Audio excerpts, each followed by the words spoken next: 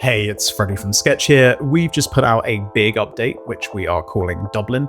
It is full of features that you've been asking for, so let me show you. First up, selection colors. Here's a classic situation. I've got this design and there are a bunch of layers all using the same green color, which I think should probably actually be blue.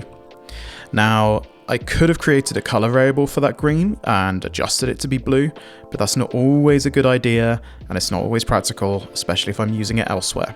Well, now I can select this frame, scroll down in the inspector, and see all the colors in the selection, whether they're from a fill, tint, or text color. By default, selection colors are ordered by frequency and separated by their opacities, but you can sort by color instead and combine opacities if you want. If you do combine them and adjust a color, we'll preserve each layer's original opacity, or you can adjust combined opacities relatively. When I hover over a selection color, we highlight any layers in the selection that use it. I can click this arrow here to select only those layers, and now I can tweak the screen, adjust its opacity, even swap it out for a color variable if I like. If your selection includes symbol instances, you'll see any overrides among your selection colors. If you change an override, you can hold Option and click the reset icon to change it back.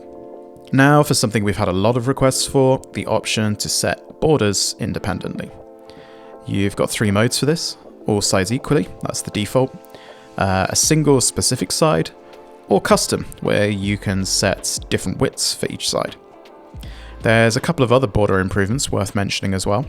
There's a new option to center dash borders, so dashes fall neatly on corners rather than getting cut off, and you can now adjust a border's ends, joins, and dash pattern on text layers.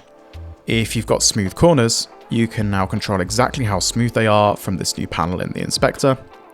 There's a new max option for corners as well. Apply it to a shape and it stays fully rounded even when you resize it, which is perfect for pills and capsules.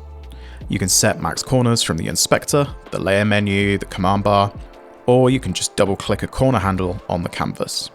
There's one more corners improvement to mention.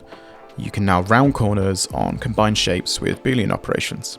Next up, we've given the Eyedropper tool a redesign, so you can now use it to grab color variables. So we've got this nice new loop, more on that in a moment, and if I hover over a color variable, you'll see its name appear in the label. Now all I have to do is hold Shift to pick up the color variable instead of the hex value. By default, the loop is pretty compact, so I can see more context around what I'm picking, but I can scroll or pinch to resize it, and we'll remember this new size you've picked. If I want to reset the loop, all I need to do is right click.